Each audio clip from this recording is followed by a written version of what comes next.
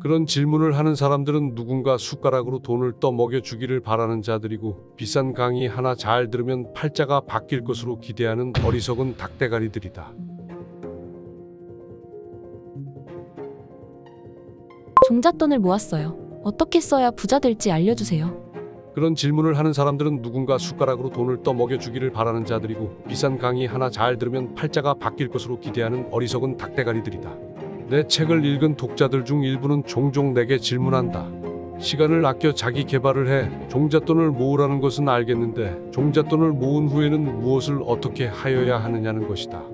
어째서 총론은 이야기하면서 강론은 알려주지 않느냐는 것이다. 종잣돈은 독자의 가치관과 처한 환경, 우선순위에 따라 쓰임새가 달라진다.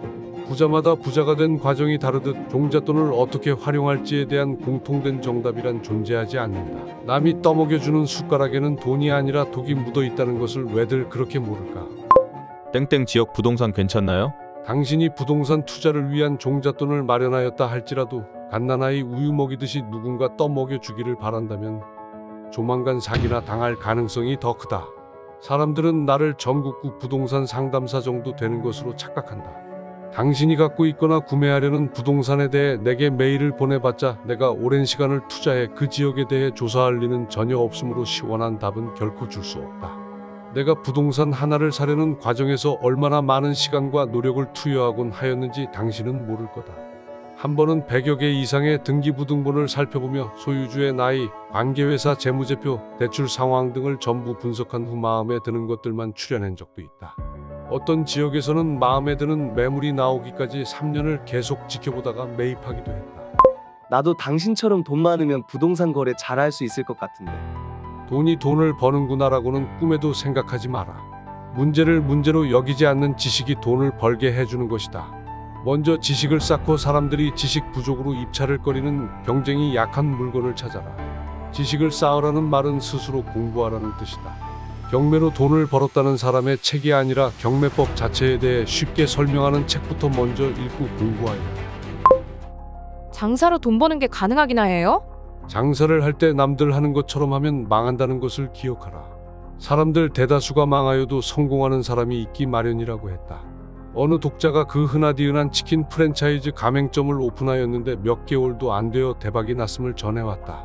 그 비법이 무엇이었을까? 추상적으로 표현하면 좁은 길로 간 것뿐이었다. 내가 독자들에게 알려주려는 내용은 첫째, 이게 왜 없지? 하는 자각, 둘째, 경쟁 제품의 약점 파악, 셋째, 법적 장애물을 뛰어넘는 지식, 넷째, 많이 파는 것이 장땡은 아니라는 것, 다섯째, 묻지도 따지지도 않는 5년 무상 서비스 약속 준수이다. 이 보험 잘 든 걸까요? 보험을 대여섯 개씩 드는 것은 보험 설계사의 꼬임에 넘어간 것이다. 보험은 위험 대비용으로 반드시 필요하다. 여기에 대해 나는 이견이 전혀 없으나 보험을 대여섯 개씩 드는 것은 보험 설계사의 꼬임에 넘어갔다고 본다. 꼬임에 넘어가지 않으려면 보험회사가 어떤 식으로 운영이 되고 수익을 만들어내는지는 알아두는 것이 좋지 않을까? 종신보험이 보험 설계사에게 그렇게나 수당을 많이 주는데 가입자에게 유리하게 과연 그 보험이 운영될까를 생각하기 시작한다면 당신의 눈이 떠진 것이다. 주식으로 수익 냈어요. 전업투자자 해도 되겠죠? 주식으로 큰 수익이 났을 경우 당신이 똑똑하고 주식 투자 재능이 있어서 돈을 번 것은 절대 아니므로 전업투자자가 되겠다는 개꿈은 갖지 않는 것이 좋다. 전업투자를 하다가 배우자도 모르게 엄청난 빚을 진 후 내게 어찌하오리까 메일을 보내는 사람들이 한두 명이 아니다.